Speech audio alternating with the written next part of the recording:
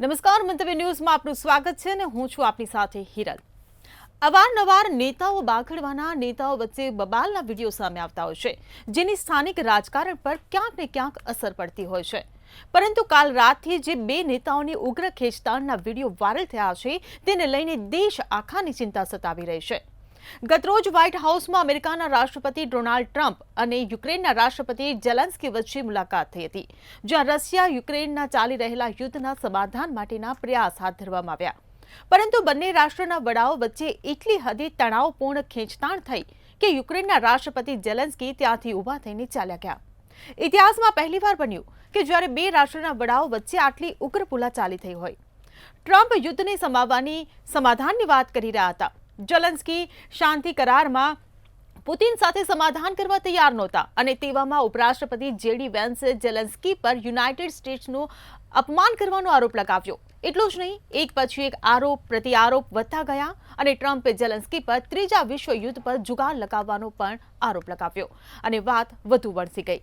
ત્યારે વિશ્વના ટોચના નેતાઓ વચ્ચે ઊભા થયેલા તીવ્ર મતભેદો તમામ દેશના રાજકીય આર્થિક બાબતો પર અસર કરશે તેવું ચોક્કસ દેખાઈ રહ્યું છે। આમ પણ છેલ્લા કેટલાય દિવસથી શેર માર્કેટ કકડભૂસ કરતું પડ્યું છે, તે ઊભું પણ થઈ શકતું નથી। તેમાં પણ આવા સમાચારો વધુ ઉમેરો કરતા હોય છે।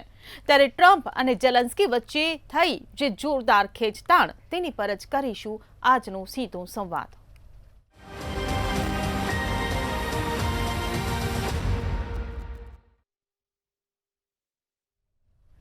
તો ચર્ચામાં આપણી સાથે જોડાઈ ગયા છે મંતવ્ય ન્યૂઝના એસોસિએટ એડિટર પ્રફુલ્લ ત્રિવેદી। આ સાથે જ આપણી સાથે જોડાયા છે નયન પરીખ, કે જે આર્થિક નિષ્ણાત છે, અને જગદીશ વ્યાસ આપણી સાથે જોડાયા છે, કે જે વિદેશી બાબતોના નિષ્ણાત છે। આપ તમામ મહાનુભાવોનું મંતવ્ય ન્યૂઝમાં સ્વાગત છે।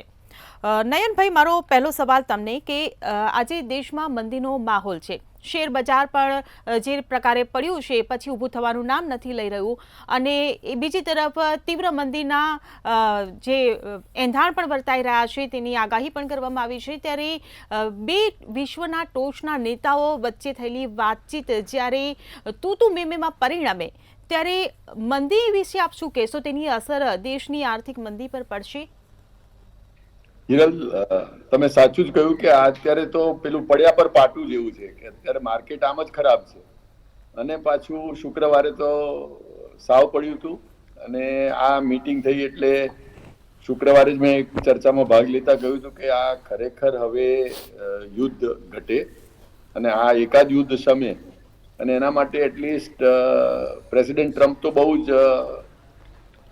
જ પેલા કારણ વિશ્વાસમાં હતા કે ભાઈ હું આ યુદ્ધ તો બંધ કરાવડાવી દઈશ, અને એમણે ઇલેક્શન પહેલા કહ્યું હતું કે ભાઈ હું આવ્યો એટલે 24 કલાક બાદ જો આ બધા યુદ્ધ બંધ કરાવી દઈશ અને વિશ્વ યુદ્ધ તરફ જે વિશ્વ જઈ રહ્યું છે એ બધું રોકાઈ કાઢીશ।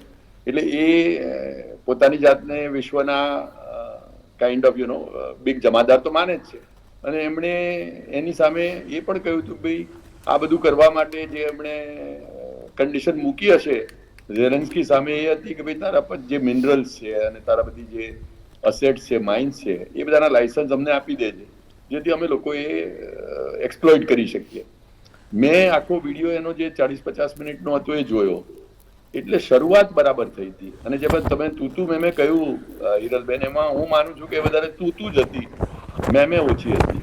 એટલે ડોનાલ્ડ ટ્રમ્પ ને વેન્સ બંને જે રીતે અગ્રેસિવ થયા એના પ્રમાણે હું ઝેલેન્સ્કીને માર્ક્સ આપું છું કે એ પોતે સૌમ્ય રહ્યા।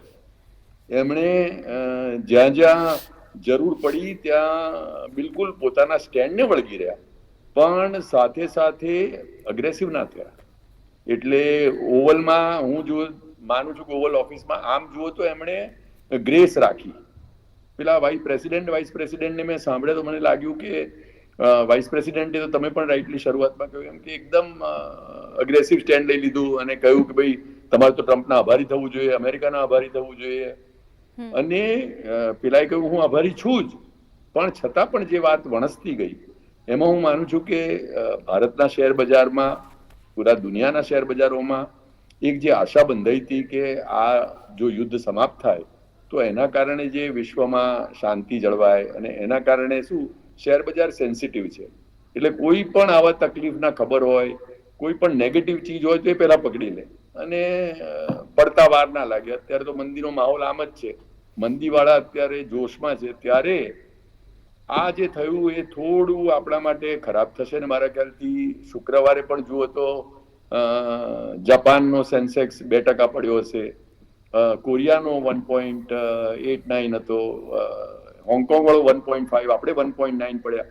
એટલે એમ હું માનું છું કે સોમવારે આ બધાના કારણે અનલેસ કે કઈ રવિવારે પાછું પોઝિટિવ થાય, એક નેગેટિવ અસર ચોક્કસ દેખાય છે. અને જે આ યુદ્ધના કારણે ઓઇલ પર અને બીજા બધા પર અસર થાય, સોનું થોડું વધે, માર્કેટ થોડા ઘટે, એ દિશા ચોક્કસ લાગે છે. અને મને એ પણ લાગે છે કે આ મીટિંગ માટે જેટલું જોઈએ એટલું ગ્રાઉન્ડ વર્ક થયું નહોતું. કદાચ આ ઉતાવળમાં મીટિંગ થઈ, અને એ ઉતાવળના મીટિંગના કારણે એક જે બે દેશના પ્રેસિડેન્ટ મળે તો પહેલા જે બધી મેઇન વાતો નક્કી થઈ જાય પછી મળે.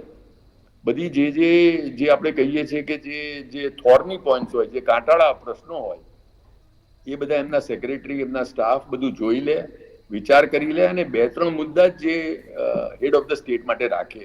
આમાં તો વળી મીડિયા પણ હાજર હતું. એટલે મારા હિસાબે આ મીટિંગમાં આ સ્ટેજ ઉપર મીડિયાને રાખવાનું પણ કારણ થોડું સમજાતું નથી. કારણ કે હવે શું, આ બધી વાત જે બે પ્રેસિડેન્ટ વચ્ચે નોકઝોક કોઈ વાર થઈ બી હોય તો એ કદી આ રીતે પબ્લિકમાં નથી આવી. આ તો મીડિયાની સાથે લાઈવ બધે પ્રસારણ થાય, વાતો થાય, ત્યાં તો ખાલી સારી વાતો જ થાય. એ લોકો બે ભેગા મળીને અનાઉન્સમેન્ટ કરે ત્યારે જ મીડિયાને રાખે. પણ જ્યારે વાત હજુ નોકઝોકમાં હોય, રકઝકમાં હોય, એગ્રીમેન્ટ થયા ના હોય, અને હજુ બેની વચ્ચે એક સમન્વય પણ સધાયો ના હોય. કારણ કે અમુક વાર ઝેલેન્સ્કીનું જો તો હું એક નેગેટિવ પોઈન્ટ એ જ જોતો હતો કે એમણે પણ ચાલુ કર્યું કે પુતિન બહુ જ ટેરરિસ્ટ છે અને 25 વાર નિયમોના ભંગ કરી ચૂક્યા છે. એટલે એ બધાથી થોડું વાતાવરણ ડોળાયું, અને પછી પ્રેસિડેન્ટ અને વાઇસ પ્રેસિડેન્ટ ઓફ અમેરિકા તો એકદમ એગ્રેસિવ સ્ટેન્ડ લઈને આખી વાતને થોડી એક અલગ જગ્યા પર લઈ ગયા. એટલે મને લાગ્યું કે અમેરિકાનું પેલું જે ઇન્ટરેસ્ટ હતો મિનરલ્સમાં, એ જ વધારે લાગ્યું. ટ્રાન્ઝેક્શનલ અપ્રોચ લાગ્યો ડોનાલ્ડ ટ્રમ્પનો કે ભાઈ હું તને યુદ્ધમાંથી ઉગારી આપીશ, સામે તું મને મિનરલ્સમાં અમેરિકાને એક્સપ્લોઇટેશનના રાઇટ આપી દે. અને ટ્રમ્પ પોતે વેપારી છે, વેપારી પ્રકૃતિના છે. એટલે જો આ નહીં કરો તો આ નહીં થાય. અને એમણે 2-3 વાર કહ્યું ઝેલેન્સ્કીને કે ભાઈ તારી પાસે તો બહુ કાર્ડ જ નથી, અને તારા કાર્ડ બહુ નીચા છે, એટલે જેમ 2 દુરા લઈને તું બેઠો છે, અને પછી આટલું બધું અગ્રેસિવ રમે છે, એ કેવી રીતે રમાય? એટલે you should be more thankful, you should first transfer all your minerals to us. એ બધા રાઈટ આપે તો હું તને રશિયાના કહેરમાંથી બચાવી લઈશ. મારા હિસાબે કદાચ એક શક્યતા એ પણ છે કે આ મીટિંગમાં ઝેલેન્સ્કીને થોડા વલ્નરેબલ બનાવવા માટે, થોડા નબળા થાય એના માટે રશિયાએ પણ આ 3 વર્ષના યુદ્ધમાં સૌથી ભીષણ ડ્રોનનો અટેક હમણાં 2-3 દિવસ પહેલા જ કર્યો, કે જેથી એના કારણે થોડા ઝેલેન્સ્કી પીગળે અને એના કારણે અમેરિકાને અપર હેન્ડ મળે. એ પણ કદાચ એક શક્યતા નકારી ન શકાય. આ બધું કરવા છતાં પણ ઝેલેન્સ્કીનું એ છે કે પોતાની મક્કમતાને વળગી રહ્યા. આ લોકોના ઓનસ્લોટ સામે એમણે પ્રતિસાદ બહુ ના આપ્યો, અને ખાલી પોતે મૌન રહ્યા અને પોતાની વાતને વળગી રહ્યા કે આમાં હું ત્યાં સુધી સાઇન નહીં કરું જ્યાં સુધી આમાં બધી જ મારા દેશની વાતોને કવર નહીં કરી લેવાય. જી બિલકુલ નયનભાઈ. જગદીશભાઈ, હું તમને પૂછવા માંગીશ કે તમે વિદેશી બાબતોના નિષ્ણાત છો, લાંબા સમયથી તમે યુએસમાં રહેલા પણ છો, ત્યારે તમારા અનુભવના આધારે જણાવો કે આ બંને નેતાઓ વચ્ચે થયેલી ખેંચતાણ એ આર્થિક રીતે, સામાજિક રીતે અને રાજકીય રીતે કેવા પ્રત્યાઘાતો પાડશે? હા, સાચી વાત છે. કદાચ હિસ્ટ્રીમાં આ પહેલી જ વાર બન્યું છે કે 2 દેશના વડાઓ ભેગા થાય, અને તે પણ પ્રેસની હાજરીમાં, અને આ એકદમ અગ્રેસિવલી આવી પોઝિશન આવે કે તમને એમ જ લાગે કે આ હવે ઊભા થઈને ઝઘડવાના જ છે. તો આ એક બહુ જ ખરાબ પરિસ્થિતિ કહેવાય વિશ્વ માટે પહેલીવાર કે એની ઇમેજ બંને વડાઓની ઇમેજમાં બહુ મોટો આમાં અસર થાય. આ પહેલાં પણ જ્યારે ફ્રાન્સના પ્રેસિડેન્ટ મળ્યા હતા ગયા અઠવાડિયે, ત્યારે પણ આ વસ્તુ થઈ હતી કે એમણે ઇન્ટરપ્ટ કર્યા હતા, પણ એ જરા મોડેસ્ટલી એમણે ઇન્ટરપ્ટ કરીને એ કરેક્શન કર્યું હતું. કારણ કે ટ્રમ્પ, જેમ નયનભાઈએ કહ્યું એમ, બહુ જ અગ્રેસિવ માણસ છે. બીજું કે ઘણા બધા પ્લાનિંગ કે કોઈ પણ જાતના વિચારો વિના એ એક્ઝિક્યુટિવ ઓર્ડર કાઢે છે. એ એમાં બોલવામાં પણ એવું છે. ભલે નોન પોલિટિકલ છે એટલે કદાચ એમને મોડેસ્ટ લેંગ્વેજ ના પસંદ આવે, એમના માટે એક જ ફેવરિટ શબ્દ છે કે યુ આર ફાયર્ડ. આ સિવાય વર્ષોથી એનો ઇમેજ જ એ રીતની છે. એટલે પણ મૂળ વાત એ થાય છે કે તમે આ જ્યારે મિટિંગ મળવાની નક્કી કરી હોય ત્યારે પહેલાં તો એ બંને લોકોએ દ્વિપક્ષી મંત્રણા કરવાની હતી, એટલે જ હવે આખું ગ્રુપ હતું એમનું બંને બાજુનું, અને એ પછી કરવાની હતી. પરંતુ એ લોકોએ પહેલેથી જ આ રીતે મીડિયાની હાજરીમાં શરૂ, એટલે મને એમ લાગે છે કે ટ્રમ્પ પહેલેથી નક્કી જ હતું કે આ વખતે ઝેલેન્સ્કી જ્યારે આવે ત્યારે એમને ઝાટકવા જ છે બસ. અને એક બ્લાઇન્ડ એમને ટ્રસ્ટ છે, બ્લાઇન્ડ દોસ્તી છે એવું થઈ ગયું છે કે પુતિન સાથે. એનું કારણ મૂળ એ છે કે છેલ્લા 2 તબક્કામાં ડેમોક્રેટિક ગવર્મેન્ટે ઝેલેન્સ્કીને બહુ સપોર્ટ કર્યો છે, અને એટલા માટે થઈને હવે ટ્રમ્પને કેવું છે કે ભાઈ જે કંઈ બાઇડને કર્યું બધું ખોટું, અને એટલે જ એનાથી વિરુદ્ધ કરવું. આપણા દેશમાં પણ આવું ચાલતું હોય છે, પરંતુ એમાં થાય છે શું કે ઝેલેન્સ્કીને યુરોપના દેશોનો બહુ જ સપોર્ટ મળ્યો છે, એટલે એનો પણ કોન્ફિડન્સ વધી ગયો છે, એ પણ અગ્રેસિવ થઈ ગયા છે. એટલે બેઉ બળિયા સાથે વર્ગ્યા એમાં આ આખું થઈ ગયું છે. પણ એને લીધે મને એમ લાગે છે કે ઇન્ટરનેશનલના એનામાં પડઘા પડશે અને બહુ જ ખરાબ પરિસ્થિતિ આવશે. આ પછી ટ્રમ્પે તરત ડિક્લેર પણ કર્યું કે અત્યારે જે આપણે યુક્રેનને જે સપોર્ટ આપતા હોય બિલકુલ બંધ કરી દેવો તાત્કાલિક. હવે મને ખબર નથી કે કેટલું ઝડપી એ થઈ શકે, કારણ કે આગળ બધા કોન્ટ્રાક્ટ બેઝ પર કરેલું છે, એટલે એને પ્રોસિજર પ્રમાણે થશે. પણ તે છતાં પણ એક જાતની દુનિયામાં આવી રીતે એક શોક ઊભો કરવો એ બહુ ખતરનાક છે, કારણ કે ડિપ્લોમસી અને બીજું કે જ્યારે તમે બે દેશના વડાઓ મળે તો પોસિબલ છે agree to disagreement. Most favourite slogan છે કે ભાઈ તમે એગ્રી ના થાઓ કોઈ વસ્તુની, પણ એનો અર્થ એવો નથી કે તમે એકબીજાને સાથે આ રીતે રૂડલી વર્તન કરી શકો. કે એમને એમ જ કહેવામાં આવ્યું કે ભાઈ એના ફોરેન મિનિસ્ટર રૂબિયોને કહ્યું કે તમે જઈને એને કહી દો કે ટાઈમ ટુ ગો, એટલે એક જાતને એમને કાઢી જ મૂક્યા, ગેટ આઉટ કરી નાખ્યા. તો આ વસ્તુ જ્યારે થાય દુનિયામાં એનો પડઘો પડતો જ હોય છે. બીજી બાજુ ઝેલેન્સ્કીને યુરોપનો સપોર્ટ બહુ જ છે, ઘણો જ નવાઈ લાગે એવા દેશોનો છે યુકે, કે જે અત્યાર સુધી યુનાઇટેડ કિંગડમ એમ જ કહેવાય કે ભાઈ અમેરિકાનું 51મું સ્ટેટ છે. જે કંઈ અમેરિકા કે અમેરિકાને શરદી થાય તો યુકેમાં એ લોકો છીંક ખાય. તો એ લોકો પણ હવે જ્યારે ઝેલેન્સ્કીને મદદ કરી રહ્યા છે, એટલે મને એમ લાગે છે કે વિશ્વમાં આગળના એધાણા બહુ જ ખરાબ છે એવું લાગે છે. અને વી હોપ કે આમાંથી કોઈ સોલ્યુશન નીકળે. અને ઝેલેન્સ્કીનો અમુક પોઈન્ટ પણ સાચો છે કે આ પહેલાં ભલે ડેમોક્રેટિક ગવર્મેન્ટે એ પહેલાં ઓબામાએ પણ એગ્રીમેન્ટ કરેલા છે, અને પુતિને એ એગ્રીમેન્ટ તોડી અને આ રીતે અગ્રેસિવ યુદ્ધ કર્યું છે, એટલે એનો પણ પોઈન્ટ છે. બીજું કે અત્યારે એના માટે તો એક જ સેન્ટેન્સ છે કે મને એક સુરક્ષાનું ગેરંટી આપો તો હું અત્યારે યુદ્ધ પૂરું કરવા. એને તો યુદ્ધ વિરામમાં પણ રસ નથી, એને યુદ્ધ પૂરું જ કરવું છે. 2 વર્ષનું એને બહુ ડેફિનેશન કરી, કારણ કે ટ્રમ્પ વારે ઘડીએ કહેતા હતા કે સીઝ ફાયર, તો એના બદલે એને તો એમ જ કહેવું છે કે મારે યુદ્ધ પૂરું જ કરવું છે. એટલે બંને અગ્રેસિવ હતા, પરંતુ મને એમ લાગે છે કે આના પડઘા બહુ જ ખરાબ પડશે. જી બિલકુલ. પ્રફુલભાઈ, હું તમને પૂછવા માંગીશ કે બે દેશના વડાઓ જ્યારે આવી રીતે મુલાકાત કરે, સમાધાન કરવા માટે ભેગા થયા હોય, જે યુદ્ધ ચાલી રહ્યું છે તેને લઈને પહેલાં શાંતિથી વાતચીત થતી હોય ને પછી ઉગ્ર બોલાચાલી થાય, અને એ પણ મીડિયાની સામે, પત્રકારોની સામે, ત્યારે આપ આ બાબતને કઈ રીતે જોઈ રહ્યા છો? કારણ કે આ જે ખેંચતાણ થઈ છે એના પડઘા આખા દેશમાં પડ્યા છે. હિરલ, ટ્રમ્પ અને ઝેલેન્સ્કીની વચ્ચે જે વાત વણસી એના પડઘા વિશ્વભરની અંદર પડ્યા છે, અને એ પણ મીડિયાની હાજરીમાં આવું બન્યું. 50 મિનિટની વાત દરમિયાન અનેક જગ્યાએ એ લોકોને મતભેદો પડ્યા. શરૂઆતની 30 જેટલી મિનિટો શાંતિથી ગઈ હતી. એમણે ઝેલેન્સ્કીને વાર્મ વેલકમ કર્યા હતા, હાથ મિલાવ્યા હતા, બધી વાતો કરી. પરંતુ ત્યારબાદ પરિસ્થિતિ થોડી બગડવાનું ચાલુ થયું. એમાં જે ઉપરાષ્ટ્રપતિ જેડી વેન્સે ઝુકાવ્યું એ પછી થોડી વધારે વણસી સ્થિતિ, કારણ કે એમણે એમ કહ્યું કે તમારે યુનાઇટેડ સ્ટેટ્સનો આભાર માનવો જોઈએ. પછી એમણે એમ કહ્યું કે ઝેલેન્સ્કીનું જે વર્તન છે એ યુએસના અપમાન સમાન છે. પછી ટ્રમ્પે પણ એમ કહ્યું કે ઝેલેન્સ્કી છે એ આખા વિશ્વને ત્રીજા વિશ્વયુદ્ધ તરફ ધકેલી રહ્યા છે. અને ઝેલેન્સ્કી પણ વાત પૂરી થાય એ પહેલાં અડધી વાતે ઊભા થઈ અને પોતાની કારમાં બેસીને હોટલ તરફ જતા રહ્યા. એટલે શુદ્ધ ગુજરાતીમાં કહેવું હોય તો પછી એમણે વોકઆઉટ કર્યો સભાનો અને એ જતા રહ્યા. એટલે આજે પછી તો બંને વચ્ચે જે ખનીજના કરાર થવાના હતા એ પણ અટકી ગયા અને જે આખા વિશ્વની અંદર જે પ્રત્યાઘાતો પડ્યા એ બહુ જ ગંભીર પ્રકારના પડ્યા છે. આના રાજકીય પ્રત્યાઘાતો પણ પડવાના છે, લાંબા ગાળાના આર્થિક પ્રત્યાઘાતો પણ પડવાના છે અને સામાજિક પ્રત્યાઘાતો પણ પડવાના છે.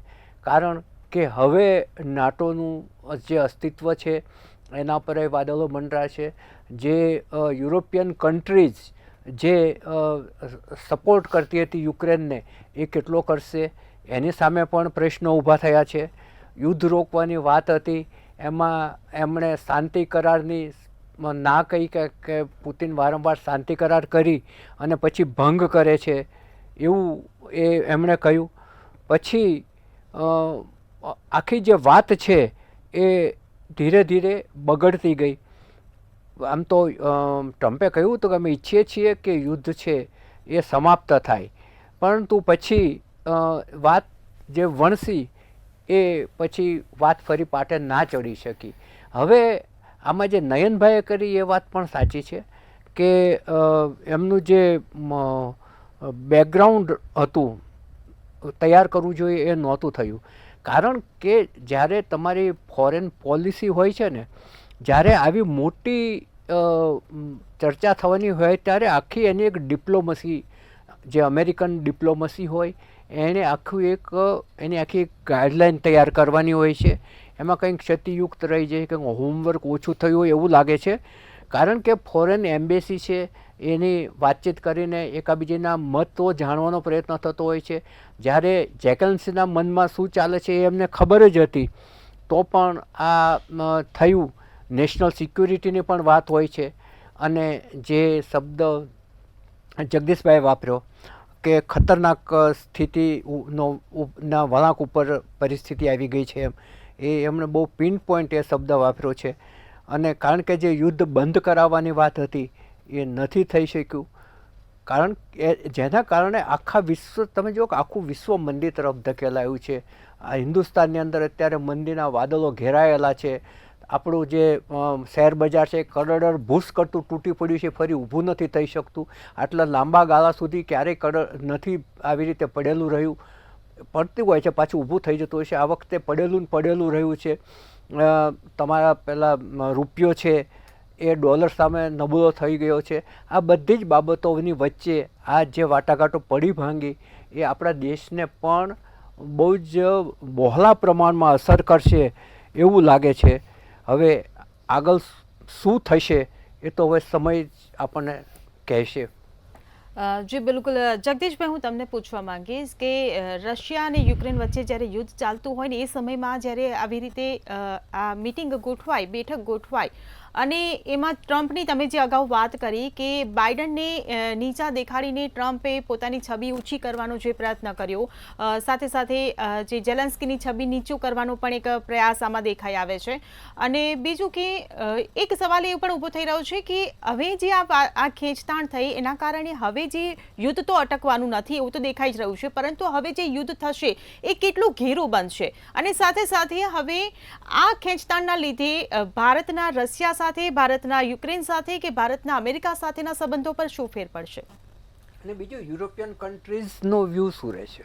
હા, એટલે ભારતની સ્થિતિ થોડી સારી છે આ ઇન્ટરનેશનલ લેવલ પર, કારણ કે આપણે પુતિન સાથે, રશિયા સાથે પણ સારા સંબંધ છે, અમેરિકા સાથે પણ સારા સંબંધ છે એમ હું માનું છું, અને યુરોપના પણ છે.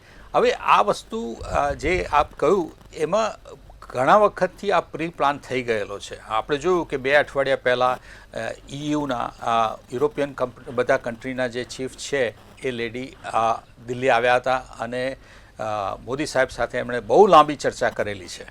એટલે એક બાજુ ભલે આપણે ભારતે પણ પ્રયત્ન કર્યો છે કે આ યુદ્ધમાં કોઈ સોલ્યુશન નીકળે, કોમ્પ્રોમાઇઝ થાય એ રીતનું કરેલું છે. હવે આમાં અમેરિકા એક જ અત્યારે થોડુંક જુદું પડી ગયું છે, કારણ કે ખરેખર નવાઈની વાત છે કે જર્મની, ફ્રાન્સ અને UK જેવા મોટા દેશો, બીજા તો બધા સ્કેન્ડિનેવિયન કન્ટ્રીઝ ને બધા ઘણા બધા છે, અને આઉટરાઇટ ઝેલેન્સ્કીને સપોર્ટ કરે છે, જ્યારે ટ્રમ્પ ફક્ત ને ફક્ત કે ભાઈ ડેમોક્રેટિક પાર્ટીએ જે ડિસિઝન લીધા એની વિરોધમાં જ મારે કરવું છે, અને આ એકદમ સરપ્રાઇઝિંગલી આમ કે પુતિનના એક સારા મિત્ર થઈ ગયા છે. એટલે એમને ગોલ છે એમનો કે પુતિન સાથે જે રિસ્ટ્રિક્શન્સ મૂકેલા છે એ ઉઠાવી લેવા, અને એ ઉઠાવતાની સાથે આમ કે ત્યાંથી રશિયાથી ઘણું બધું માલ મળી શકે એમ છે, ખાસ કરીને પેટ્રોલ. કારણ કે ટ્રમ્પને કેવું છે કે હવે ફક્ત 3.5 વર્ષ રહ્યા છે એને લાઈફમાં, અને 3.5 વર્ષમાં એણે હિસ્ટ્રીના સારામાં સારા પ્રેસિડેન્ટ, ઇફેક્ટિવ પ્રેસિડેન્ટ તરીકે પૂરું કરવું છે. આગલા 4 વર્ષમાં એમણે ઘણા બધા પ્રયત્નો કરી લીધા, પણ હવે એ વેલ પ્રિપેર્ડ છે કે આટલા વખતમાં જ કરવું છે. તો એને એ છે કે જો હું વધારે પેટ્રોલ ત્યાંથી લઈ લઉં તો મારે અમેરિકન પબ્લિકને ખુશ કરવા છે. એવરેજ અત્યારે $2 1 ગેલન, 4.5 લીટર પેટ્રોલ થયું છે ભાવ, એને અડધી કિંમત કરવી છે. એટલે ટ્રમ્પ રોજ નવા નુસ્ખા મૂકે છે. એમણે વચમાં પણ કહ્યું હતું કે મારે અમેરિકન સિટીઝનને કોઈ પણ ટેક્સ ના આપવો પડે, ઇન્કમ ટેક્સ, એ રીતે મારે આખું પ્લાનિંગ કરવું છે. એટલે ત્યાંની પબ્લિકને ખુશ કરવા માટે થઈને આ રીતે કર્યું છે, અને એમણે ઇલેક્શન ને પ્રચાર વખતે પણ આ રીતે જ કરેલું છે. હવે એક જ સફળ થયા છે જે કે ગેરકાયદેસર રહેતા ઇમિગ્રન્ટ્સને એમણે ત્યાંથી હકલપટ્ટી કરી છે, કારણ કે એ એક્ઝિક્યુટિવ ઓર્ડર માટે કોઈ વિરોધ થયો નથી અને કોઈ કરી શકે એમ નહોતું. એટલે જગદીશભાઈ, એવું કહી શકાય કે આ બે દેશ વચ્ચેનું જે યુદ્ધ ચાલી રહ્યું હતું એમાં ટ્રમ્પે પોતાના રાજકીય રોટલા શેક્યા. પોતાનો એનો ગોલ જ છે. પણ ટ્રમ્પ છે ને હંમેશા આ પહેલાં 4 વર્ષનો પણ આપણને અનુભવ છે કે બહુ અભ્યાસુ નથી, એ બહુ પ્લાન કરતા નથી, જેમ આવે એમ બોલે છે.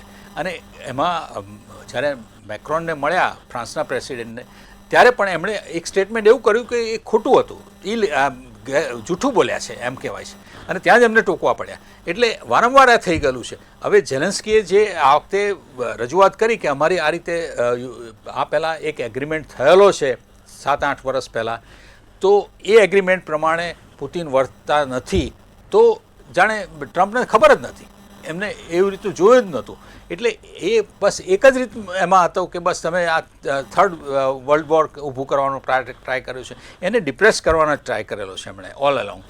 ઝેલેન્સ્કી પોતે સ્ટ્રોંગ એટલા માટે હતા કે એને આખું યુરોપના કન્ટ્રીના બધા સરપ્રાઇઝિંગલી સારો એવો સપોર્ટ હતો, અને હમણાં રિસન્ટલી બધા મળેલા છે, અને કેટલા બધા યુરોપના વડાઓ ઝેલેન્સ્કીને મળવા માટે ત્યાં ગયેલા છે, ત્યાં યુક્રેનની અંદર, અને એનું આપણે ઇન્ટરનેશનલ પ્રેસમાં એનું બહુ મોટું પ્રચાર પણ થયેલો છે.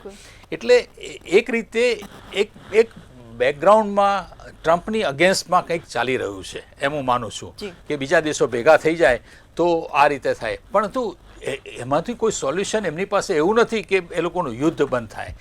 મોટી વસ્તુ એ જ છે કે યુદ્ધને લીધે નુકસાન બધા દેશો થઈ રહ્યા છે અને થતા આવ્યા છે, અને હવે એવું લાગે છે કે હવે યુદ્ધ એટલું ઝડપથી પૂરું થવાનું નથી. માટે થઈને આપણે જોયું કે ઇકોનોમિકલી અહીંયા ભારતમાં જ નહીં, આખા વર્લ્ડ વાઇડ બધે જ થયેલું છે, અને કરન્સીમાં પણ એકલી ભારતની ડાઉન થઈ છે એવું નથી, દુનિયાની બધી કરન્સી ડાઉન થયેલી છે. એટલે આ રીતની આ પરિસ્થિતિમાં મને એમ લાગે છે કે એટલું બધું જલ્દી યુદ્ધનું પૂરું ના થાય એ બહુ દુઃખની વાત છે. જી બિલકુલ. પ્રફુલ્લભાઈ, ઓવરઓલ શું લાગે છે કે આ જે ખેંચતાણ થઈ એની ભારત પર કેવી અસરો પડશે? સમાપનમાં શું કહેશું? ખરેખર છે ને, જ્યારે આ પ્રકારની સર્વોચ્ચ કક્ષાની જ્યારે મિટિંગ હોય ત્યારે મોટા ભાગે બંધ બારણે થતી હોય છે, અને બંધ બારણે થયા પછી એ બંને વચ્ચે જે સમજૂતી થાય એ પ્રેસ આગળ જાહેર થતી હોય છે. પરંતુ આમણે તો મિટિંગ જ પ્રેસ સામે કરી કાઢી, જેને કારણે આખા વિશ્વની અંદર આના પ્રત્યાઘાતો પડ્યા.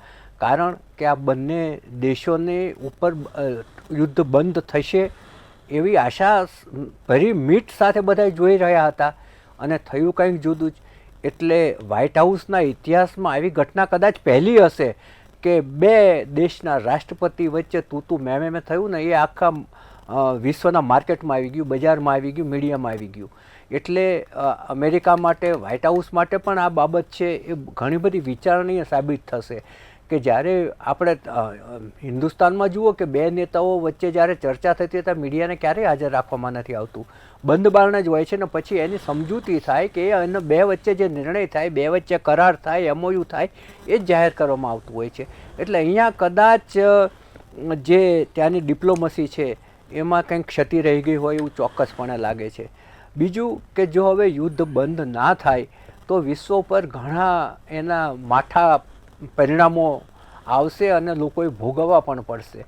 અત્યારે તમે જુઓ કે આ જે લાંબા સમયથી યુદ્ધ ચાલુ છે એને કારણે તમામ વૈશ્વિક મંદી છે, જેના પડઘા આપણે હિન્દુસ્તાનમાં પણ પડી રહ્યા છે. આજે મંદીની એક બાજુ મંદી છે, એક બાજુ મોંઘવારી છે, બે પડની વચ્ચે મધ્યમ વર્ગ છે પીસાઈ રહ્યો છે. આ જ પરિસ્થિતિ તમામ દેશોમાં છે. તમે જુઓ કે અનાજ છે, યુક્રેન છે, અનાજ પકવતો બહુ મોટો રાષ્ટ્ર છે. આજે ઘણા બધા દેશોમાં અનાજની તંગી ઊભી થઈ ગઈ છે, કારણ કે અનાજ જે ખેતી થવી જોઈએ એ થઈ જ નથી. પાકિસ્તાનમાં જે જુઓ કે આટા માટે લોકોને લાઇનમાં ઊભા રહેવું પડે છે, કારણ કે અનાજ અને ખાદ્ય પદાર્થો છે એની આખી એક તંગી ઊભી થઈ. એટલે જે યુદ્ધ સમાપ્ત થાય એવી વિશ્વ આખાની જે નજર હતી એમાં આ બંને વચ્ચે જે તૂતે મેમે થયું એને કારણે આખો એક ધક્કો પહોંચ્યો છે. આ ઉપરાંત બંને દેશો વચ્ચે જે ખનિજના કરાર થવાના હતા એ પણ અધૂરા રહી ગયા. હવે આખી જે બીજા જે દેશો હતા યુરોપિયન દેશો એનું વલણ કેવું રહેશે એ બહુ જ નોંધનીય બાબત બનશે. નોટોનું શું થશે એ પણ નોંધનીય બાબત રહેશે, કારણ કે ટ્રમ્પ અમેરિકા એ જગત જમાદાર છે અને ટ્રમ્પનો જે સ્વભાવ છે એ પ્રમાણે એ શાંતિથી બેસી રહે એવા નેતા નથી. એટલે આની બહુ જ લાંબા ગાળાની અસરો તમામ દેશો પર પડવાની છે. જી બિલકુલ, આપ તમામ મહાનુભાવો અમારી સાથે ચર્ચામાં જોડાયા એ બદલ આપનો આભાર. ત્યારે હવે આગામી સમયમાં જોવાનું રહ્યું કે આ બંને નેતાઓ વચ્ચે થયેલી ખેંચતાણ દેશમાં આર્થિક અને રાજકીય કેવી અસરો પહોંચાડે છે. ચર્ચામાં હાલ બસ આટલું જ. ફરી મળીશું. નમસ્કાર.